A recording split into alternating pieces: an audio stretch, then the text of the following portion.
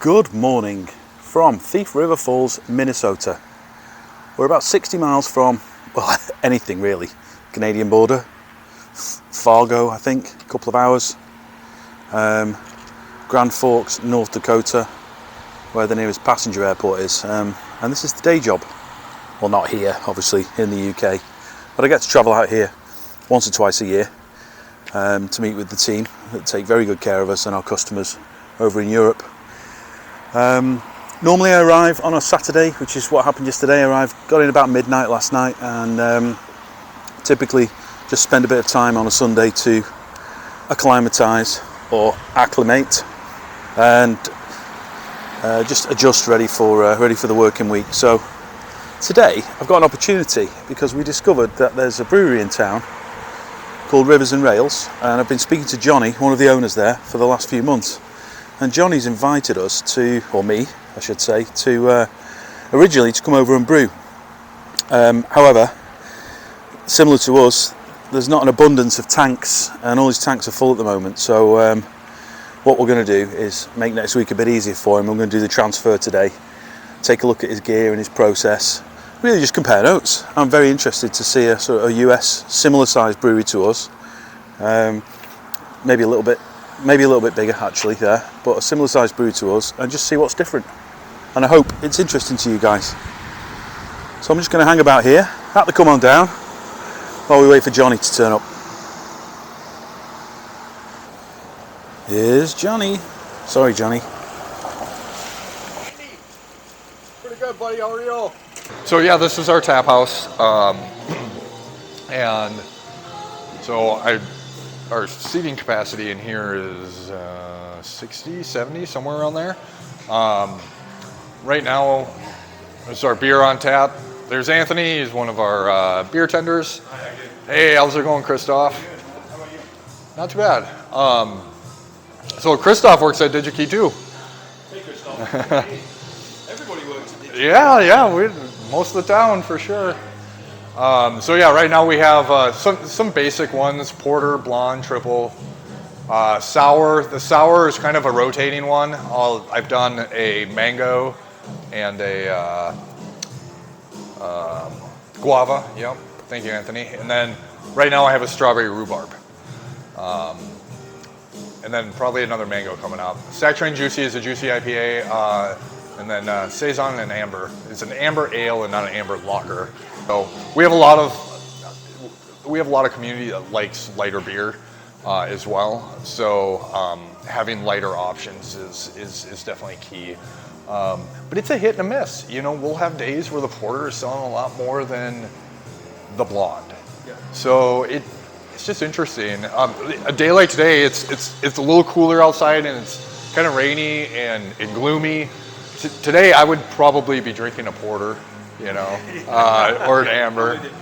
No, I haven't done a stout here yet, although I love stouts and bitters and stuff like that. But I'm kind of working with my community a little bit to see what they're interested in doing. And we've had a lot of people with awesome feedback on the porter, so their stouts come in the definitely foreseeable future, especially as it starts to cool around here around September, October. So if I've got a single batch, which is about 62 to 64 barrels times 3, we're sitting around just under 200 gallons. Yeah. I'll put the metric on the screen at this point. All right. So if I'm doing that, which I try to do because it's the most efficient, everything is hot. Yeah. I've got all my hoses set up, the heat exchanger set up. I'll do a quick sanitize in between each brew cycle. I can fit that in within a 14 to 16 hour day. Right. To get this filled. Long days. Yeah, it is a long day, but it is the most efficient, and with this system, I can get that done. So why don't you talk us through all the kit when we came in? Obviously, we've been chatting for a minute anyway, so the risk of repeating yourself. But so we'll start where it starts. HLT. So, and you're filling just with water from the street, or does it go through osmosis? Or it does not go through osmosis. We've actually get water reports from the local water treatment plant in the city. Our hardness is actually well within brewing standards, along with mineral content. The only thing we do is we have a carbon filter on the front end of our bar and the brew house to remove all of the treatment additives in the city. So our water is really good. pH this time of year is a little high, so I add either lactic or even citric acid to my mash to bring the pH down, because my pH could be sitting as high as 7 right here on a brew day. So anyways, I'll bring my my water into the hot liquor tank. I usually bring it, I mash anywhere between 148 to 152 degrees, you'll have to convert Fahrenheit. And then, you want me to hold that? Yeah, go. And then what I do is I'll mash in from the bottom of my mash tun. About halfway through, I'll add my grain, and then I set up a recirculation loop through my hot liquor tank. This is a HERM system, heated exchange recirculating mash system. And so on the inside of my tank, I have a coil that the wort will cycle through, and then it gets sparged right back on top. Because this is a non-insulated mash tun. So this is what regulates the temperature of my mash. And then when I'm done with my typical hour of mashing, I'll crank this temperature up to around 175 and then start that recirculation process again to get my wort up to 168 to stop conversion. And then at that time, what I do is I fly sparge out to the mash tun, or to the brew kettle. So which I typically yield around 2 US barrels, which is 64 gallons, roughly is what I get, 62 to 64. And I typically boil for only about an hour. And then, depending on the beer, I do have some beers that can boil a little bit longer. So, you mentioned you do a rye, and it's I do. It's a sticky, there's one there, right? Yeah, and it's a sticky one. So, you know, as far as we were talking about this the other day, the control that you have over the HLTs and the HERM system would allow you potentially to do a step mash with steps much lower to kind of deal with some of that stickiness. Is that, are you trying that? Or? I not step mash so much. Really, the only thing I've tried is reducing the rye to remove that gumminess. Also, placement within the mash tun is important.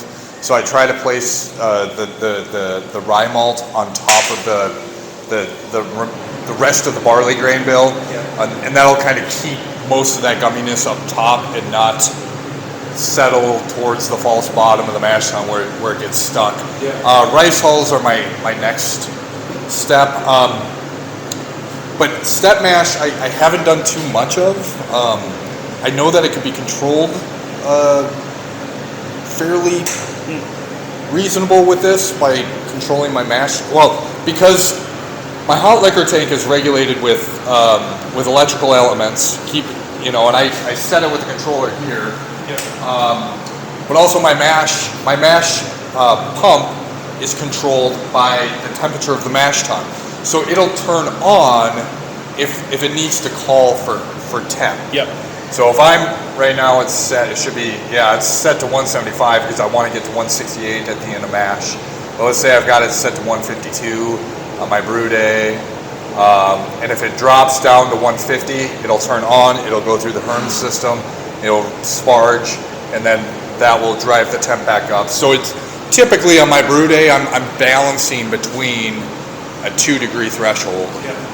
So, but also a big challenge in my brew house is humidity and temp. We have our Glycol Chiller right here in the brew house. Not very conveniently, but it is not an outdoor unit. We wanted to throw it on the roof, but couldn't do that. We wanted to put it up here somewhere, but we have no way of lifting it up reasonably without somebody getting extremely hurt. And then, so our plan is we will relocate it. We're going to relocate it downstairs by our cooler, and I'll show you our cooler in a little bit, and then just plumb it all the way up here. Because this will get warm once this room gets warm, and it just combats everything. once the hot liquor tank and the brew kettle are heating the liquor and the beer, and we've got the Glycol Chiller running, it gets really hot and humid in here, around 80 to 85 degrees Fahrenheit on a typical brew day. Some warm summers here. I mean, brutally cold in the winter, but in the summer, like brutally hot. And what's nice about the winter is I can open a window if it's getting too crazy in here. Negative 20 degrees feels awesome in here on a hot brew day. So once I get ready to chill the wort into the fermenter, I pull out my heat exchanger. It's kind of a beefy heat exchanger for our process. It does the job. I know we were talking earlier on the efficiency of the chill. I'm able to chill the beer from boiling all the way down. Well, after Whirlpool will cool it a few degrees, not much, but usually around 198 to 200 degrees Fahrenheit is what it's going into the heat exchanger at, and then I'm coming out at about 180. No, sorry, not 180. 80 degrees Fahrenheit. Yeah. And then my glycol system chills at the remaining 10 degrees, typically down to 68 to 70 degrees for most of my beers. Yeah. So ideally I would like to chill even cooler than that, all the way down to fermentation temperature, and that requires more plumbing. So once we get more plumbing to get more flow, then I'll be able to chill accordingly. You can chill. Yeah. This one I think is gosh, what was it? 65 or 68. Yeah. Kind of a bear to clean for sure. Yeah.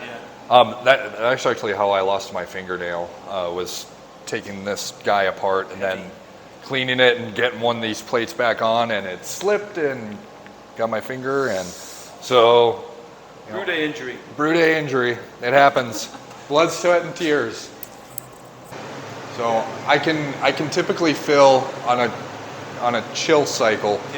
If I'm usually down to about 20 to 30 gallons at the end of brew day on the hot liquor tank, and fill that up immediately, chilling, and it's going to come in around 150, 160 degrees. Because if I can get this cleaned out during my brew, my boil, get it rinsed and cleaned, and I won't do an extensive clean on this if I'm going to use the same day. I'm typically brewing the same beer, so a good rinse and a quick sanitize is all it really needs, because it will be used again immediately when I'm done chilling. I've got my hot liquor tank ready to go again. I'll have all of my grain ready, and then boom, when I'm done with this process, I won't even clean this right away. I'll get mashing right away. And then once I start mashing, okay, I've got that dialed in, that's good to go. Boom, I go over to here, I clean my kettle, I clean my heat exchanger, get it ready, and then by the time mash is done, all my stuff is cleaned and ready, and I can mash out into my brew kettle, and I'll do that 3 times in a day. So timing is key to get all that to work correctly. Trying to get all that grain out of there is the biggest challenge, for sure.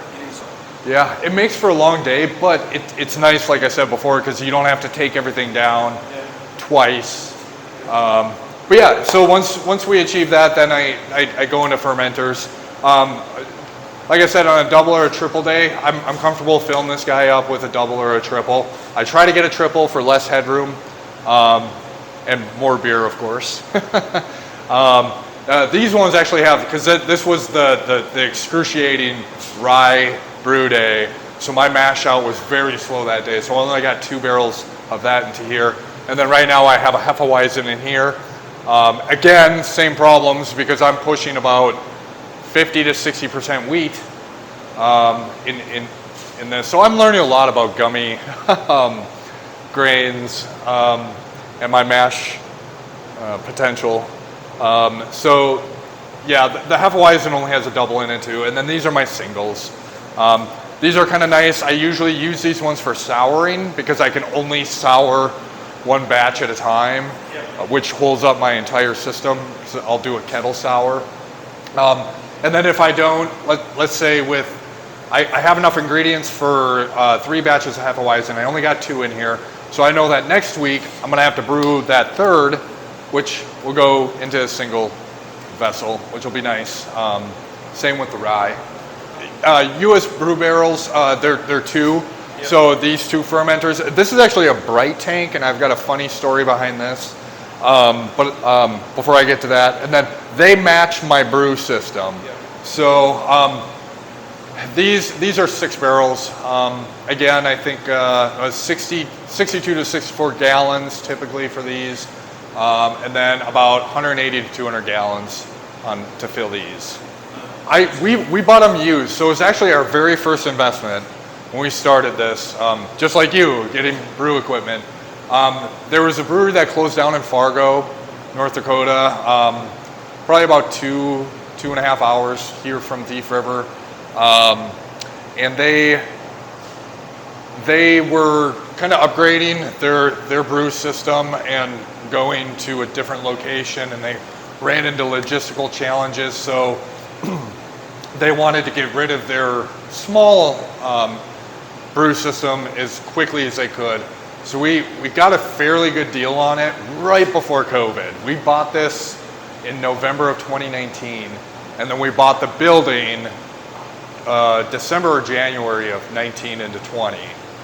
We bought this building. So we were already vested, and it was really nice to find this system because it's expandable, right? So my next goal is to expand this brew system to a 6-barrel to match these fermenters. So we don't have to do the whole upgrade of getting fermenters and everything else. We're already kind of mirrored for expansion. So that's what was really ideal for us. And at the time, the cost of this much used equipment compared to brand new equipment was less than a quarter of the cost. So it was totally easy for us, but it's just like anything used. We've had a lot of challenges. The glycol system was kind of a pain in the butt to get going. Our solenoid valves were breaking, and we were replacing those, and everything had to be extensively taken apart and cleaned. We had challenges with our bright tanks and carbonation. That was a big one. So it wasn't a turnkey system by any means. So making it work for us. We did all of the work. We built the brew house. We did all the tile work, the FRP on the walls. The only thing we didn't do was frame and sheetrock. We did everything else. The one thing, my biggest advice is this: not enough. We definitely need more drainage, which kind of makes for a complicated brew day. Well, we wanted to do a channel drain, but it would have impeded the integrity of the building. As you'll see, because I'll show you, right below this is our grain storage, our dry storage room. So, but this building, most parts of this building was poured with about 14 inches of concrete, which is unheard of nowadays. I don't think they go past 8. At least not here in America. It's just more than enough. But I know when we bought the building in 2019, it sat vacant for about 5-6 years. And we gutted the entire thing. There are all these individual rooms all the way up here, its own ventilation, electrical, everything. And none of it fit what we wanted. So, all right, we'll just gut everything out. And that's what we did. We opened up the windows, put some dumpsters below, and tore everything out and got rid of most of everything.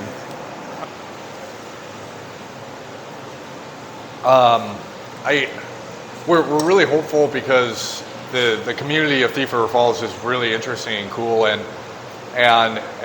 building something that is just another option for them is huge. So keeping that going, keeping the community interested, and taking in their feedback and advice. Not everybody are beer drinkers, and that's all we have right now for alcoholic options. So we get a lot of feedback that way, saying, "Oh, I don't drink beer. I'd like to drink something else." So we're looking into doing like seltzers and kombucha. I would really like to do kombucha. How does the licensing work here? You know, as far as what you're allowed to sell. Could you buy any spirits and liquor? No. Or can you only sell your own? We could. We can only, as far as beer is concerned, we can only sell the beer that we make. We can bring in other spirits. In the state of Minnesota, that license is almost quadruple that of a beer license. We can't. The wine is kind of finicky. If we do wine, it has to be in small servable containers, and we ran into some challenges with that, and I can't remember exactly. But we do want to have. We're exploring it, trying to figure out other ways to make other options. So even non-alcoholic beers, you know, people want those too. So let's go downstairs. Let's check some stuff out. So each one of these bays, where these 4 doors are, they were holding containers for part of the water treatment process. I don't fully understand how the water treatment process worked, but from my understanding is that as the water was treated, it would go through different stages within each chamber, and then be transferred to the next as we went. And so you can kind of see some of that historical value. This is just storage, so it's kind of a mess. But yeah, so every single wall in here, from all the walls to the floor, this is all 14 inches of concrete. So this thing was built like a bunker. So in the future, what we want to do here, this is going to be our future office space, and then also a bathroom to the outside, because the deck below right now is not finished, but is more potential seating. But to have more potential seating, we need another bathroom. So this is a future project right now to retrofit this area. Like we were talking about upstairs, this is our carbon filter for all of the tap house water in the brew house. So everything that's coming in is carbon filtered before use. And this is kind of the start of all of our operations, is our dry storage. Oh, and I've got to empty out this dehumidifier. So like I mentioned before, where channel trenches or drains were kind of a challenge. They would have impeded on the structural integrity. So we had to, this is one of our drains right here that comes down. And then, in the future, what I like to do, because all of these bags are manually hauled upstairs and they're manually unloaded to be filled in here, which is kind of a pain in the butt, but they have like vertical auger systems. I've seen one at a few breweries where, you know, you could have a hopper down here and a vertical auger that goes directly to your mash tun. So I'd very much like to get that in the future. This is Vertical Malt Works. And so Vertical Pale is my base for all of my beers. They're out of Crookston, Minnesota, which is about 50 miles from here, which is really nice. We can save on shipping costs. And go pick it up ourselves, because my partners and I have trucks, so we just go down there in trucks and just fill them up. And then we also, you know, like I said before, we've got some crisp. What do you get from crisp? This is actually maize, so that's just corn. And so this is what I use in my cream ale. And then Gambrinus, I can't remember what Gambrinus is out of. This is my honey malt, and this is what I'm going to use tomorrow. So for the honey nut brown ale. I used Gambrinus honey malt in a Big Wave clone. Really? You know Big Wave? Yes. Corona? Do they use honey malt in that? Well, the homebrew recipes that you'll find online all have Gambrinus honey malt in. Awesome. I discovered that, I think, to start with through Clawhammer Supply, who do homebrew gear, their recipe calls for honey malt, and I bought like, I don't know, a kilo of it, £2, and it lasted forever. You don't need a lot of it. It can be overpowering. Well, and that's the thing. I think my recipe, I can't remember what my bill is in there, but it's not very big. It'll last. Just like the chocolate malt. Like chocolate malt here, this is who is this? This is a Germany malt brand that I've got.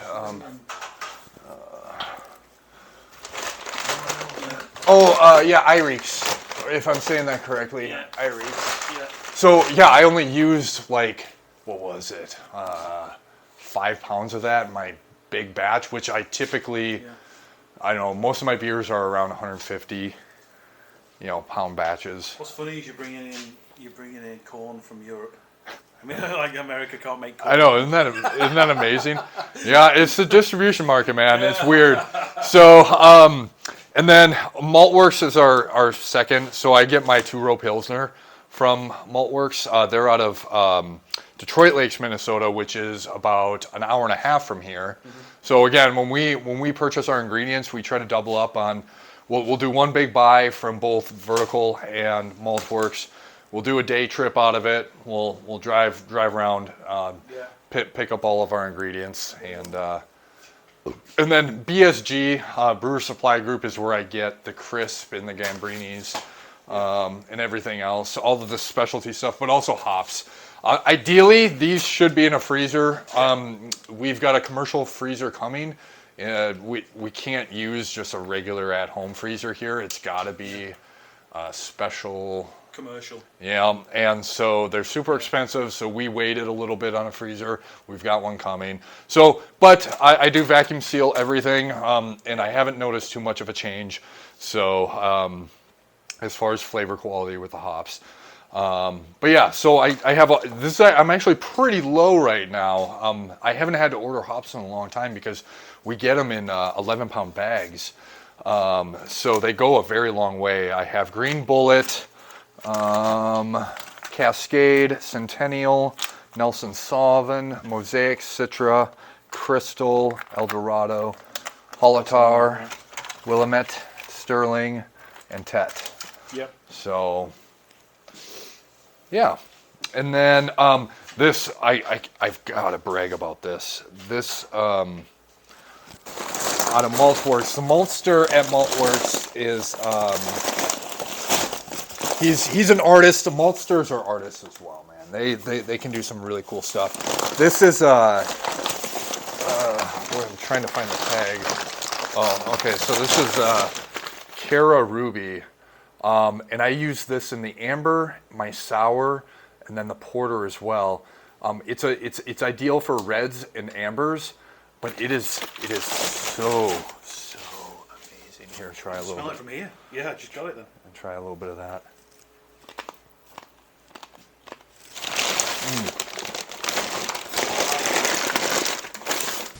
So while Johnny's emptying his air conditioning thing, this Saison is amazing, and I don't know if he'll share some recipes with me, but maybe I'm going to reproduce some of these at home. We'll have to see. But this Saison's something else. Oh, right on, man. I appreciate that. So yeah, right here you can actually see how thick the walls are. Did you cut through? We did. We had to go get a special hole saw. It was a wet saw that we had to, because we were intending on putting a vent in here, and we decided against that because we wanted to keep it dry. Anyways, so to drill one of these holes took us about an hour each. And so we had to drill, if you look at the ventilation system down here, you can see that each bay is regulated, and we had to drill holes in every single one of them, and it kind of sucked. So You've done such a lot of work that no one will ever see. what's that? You've done such a lot of work that no one will ever see. I know, right? And this is the beauty behind everything. Is how all of this is working. So as I mentioned upstairs before, kind of briefly, is like we had a way of running glycol through our tap tower, and the beer was not very cold. And actually, a lot of people didn't like my response of, well, if you go to Germany, they're serving at about 50 degrees, and they're like, oh no, we still like our beer ice cold. So we knew that we had to cool our beer to fit our community a little bit better. So we had to set up an isolated Glycol Chiller, separate than that of the one upstairs that you saw earlier. Because the one upstairs, if it's calling and trying to crash or cool a fermenter, it impedes on the tower line. So we cut it off. We isolate it down. This is actually just a simple homebrew Glycol Chiller that we plumbed and insulated all the way up to the tap tower. And it holds it really good. I mean, it's 6.5 C, which is, I don't know. Oh, that's my daughter, Josie. Josie came to visit us. Say hey to YouTube, Josie. Hi. He's making a video about our brewery. Oh, that's a microphone. So, anyways, so this is one of the bays. We actually got really lucky with the cooler. There's really only about a couple inches on each side between the 14-inch concrete walls and the cooler. So we found a used cooler down in Wisconsin, took a day trip down there to pick it up, and ended up with this. So, this is what we would have done today is, I would have hooked up a sanitary hose all the way from upstairs down here into one of these brake tanks, depending on which one we're transferring. And again, just like gravity do the work, while we regulate the pressure in between and keep a sanitary condition. So then after fermentation, I'll do fermentation anywhere from 4 to 8 days. Once it slows down, I've got my gravity kind of where I want it. Then I'll transfer down here because I'd rather have the beer sit down here longer than up there. And I get it off the trub. So transfer it down here. I'll let it cool overnight, a night or two, and then I'll force carb it using a Carb Stone down here. I don't know. Have you used Carb Stones at all, Andy? Not with my styles. Yep, not with your, because you're using casts. So yeah, what we use, this one's not under pressure, so I don't know if you've seen a Carb Stone before, but, oh no, maybe it is under pressure, just a little bit. So this is a Carb Stone, and essentially what it does is it injects carbonation directly into the beer. So again, this particular tank isn't ideal for conditioning because it's a fermenter, yeah, I had to swap the fermenter with the brake from upstairs to down here because there's a cooling coil issue with this one. But yeah, actually right now all these are empty because all the fermenters upstairs need to be transferred down here. I mean casking's different, but I just do one at a time, and I fill them up slowly and gracefully, make sure they're not splashing around. This is great room. I'll show you a video of my cold room in a minute. Yes. It's not like this cold room. This is good. So what temperature do you keep this at? So this right now is sitting at about 40, it's sitting at about 50.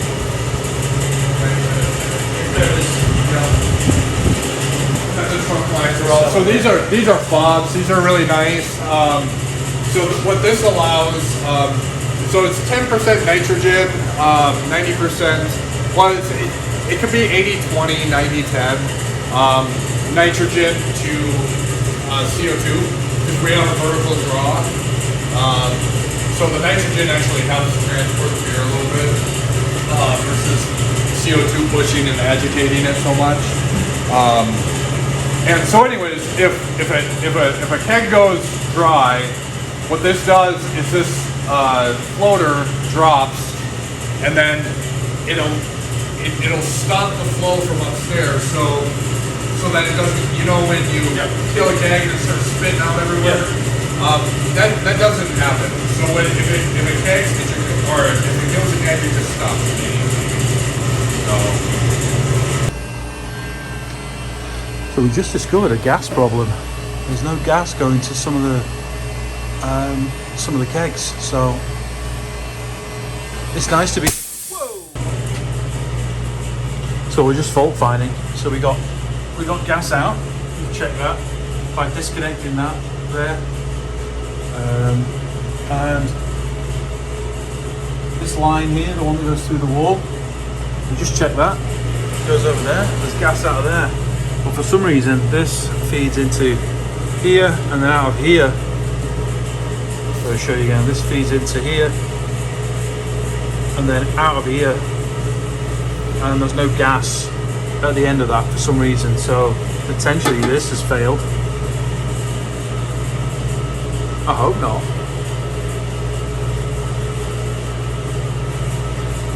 Oh, it's like being at home. Love it.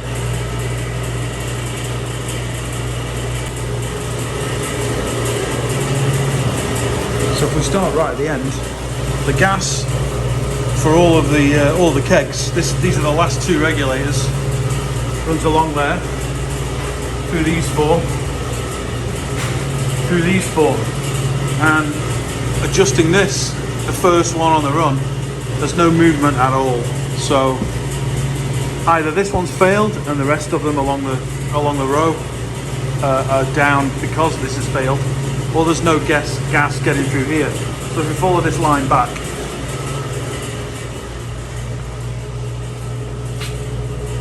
this is it. So probably sensible to start here. We know there's gas on the input to this. We've checked that because it comes out of there, and we just disconnected that and it works. So the gas is getting in, but perhaps isn't getting out. So we're just going to take a look at that now. So problem solved. The input on here had plenty of gas, the output had not a lot of gas. We've realised the nitrogen's gone, and I think this thing, unless it's got both CO2 and nitrogen, is just not doing what it should. There's gas leak in there. Got a little leak there, but not much. Yeah. It's just coming out of there. That's it. It actually looks good. Yeah. So anyway, we've taken this box out of the loop because there's no real need for the nitrogen for a brief period, and just connected the tank directly to. There we go. Connected the tank directly to the regulators. Perfect. Normal service is resumed. Yes. Cheers. You're welcome. Tank cleaning room. Yeah, so I have my caustic, my acid here. So caustic is a pre-wash, and then the acid is a final wash. On everything, all my stainless steel stuff I use Alk 85 caustic and PC 1000 acid. And then we have dirty kegs and clean kegs.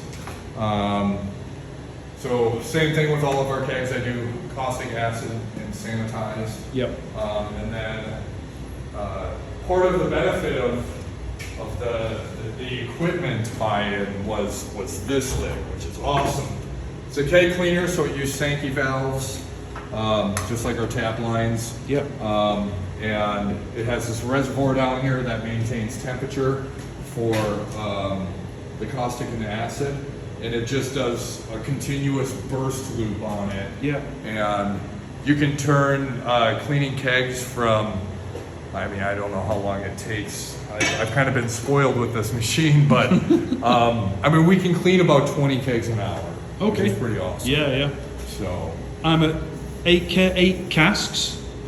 Takes me about 2 hours, start to finish. So, but we got a single station, so basically I fill it with caustic. Yep. Heat it up with heat element, and then each cask gets. It's working out about 3 or 4 minutes, but it's the changeover to the next one. It is. Then we've got to rinse the caustic. Then Yep. we've got to do the acid. Then we've got to rinse the acid. Well, we don't have to rinse the acid, but I do rinse the acid. I do too. Just because. I don't Yep. like the idea of too much of it. Yeah, it's not fast, No. and it's always at the moment you don't need it. When you're completely out of packaging, and you're like, I've got to clean these 8, or we've got nothing to put the beer in. Yep. And that's where we're at right now. We're hand to mouth. So I'll get 8 back from the pubs, and then I rack the next beer. We desperately need more packaging. Yeah. This is cool. Really good. You've got everything here. It's amazing. Thanks for showing us around. Cheers.